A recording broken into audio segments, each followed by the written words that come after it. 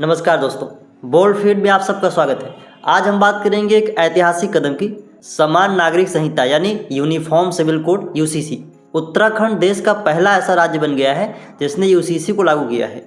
इस वीडियो में हम बात करेंगे यूसीसी क्या है, यूसीसी के ऐतिहासिक पहलू क्या हैं, साथ ही यह भी कि यूसीसी उत्तराखंड में तो लागू हो गया है लेकिन ये देश में कब लागू होगा। साथ ही यूसीसी जब उत्तराखंड में लागू हो गया है तो इससे उत्तराखंड में रहने वाले नागरिकों के जीवन में क्या बदलाव आएगा। समान नागरिक संहिता यानी यूसीसी का अर्थ है कि सभी नागरिकों के लिए विवाह, तलाक, भरण पोषण, विरासत और बच्चा गोद लेने जैसे सभी मामलों में एक समान कानून लागू होगा। इसका उद्देश्य यह है कि किसी भी व्यक्ति के लिए समाज, धर्म, संप्रदाय आदि के आधार पर अलग अलग कानून न हो।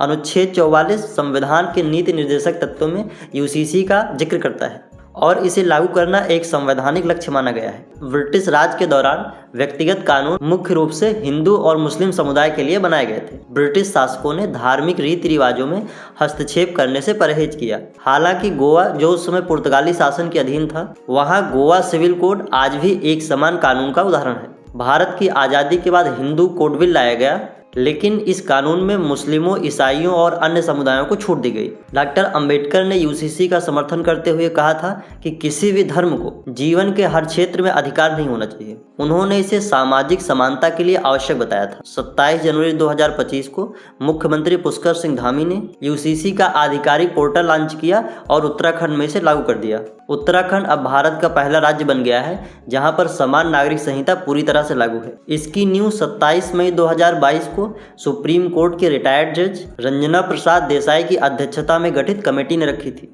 इस रिपोर्ट के आधार पर 7 फरवरी 2024 को विधानसभा में विधेयक पास हुआ और 12 मार्च 2024 को राष्ट्रपति की मंजूरी मिली। आइए जानते हैं यूसीसी लागू होने के बाद उत्तराखंड में कौन से 10 बड़े बदलाव होंगे। बहुविवाह प्रथा समाप्त। अब किसी भी धर्म के व्यक्ति को पहली पत्नी या पति के जीवित रहते हुए दूसरा विवाह करना अपराध होगा।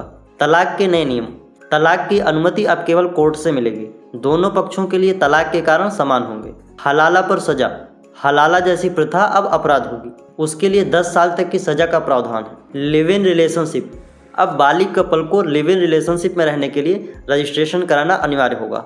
रिश्ता खत्म करने की प्रक्रिया भी ऑनलाइन होगी। संपत्ति में बराबरी। बेटा हो या बेटी, सभी को माता पिता की संपत्ति में समान अधिकार मिलेगा। विशेष पुलिस टीम।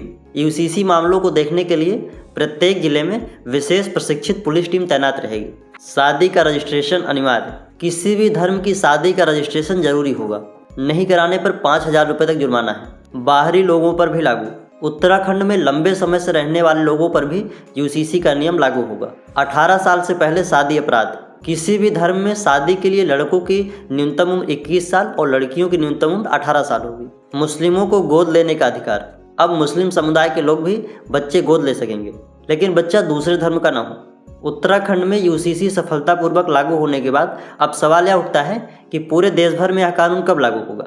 हालांकि केंद्र सरकार इस पर विचार कर रही है, लेकिन देश की विविधता और संवेदनशीलता को देखते हुए इसे पूरे देश में लागू करना एक बड़ी चुनौती है। आपको क्या लगता है, यूसीसी देश भर में कब तक लागू हो सकता है? कमेंट में हमें अपनी राय जरूर बताएं।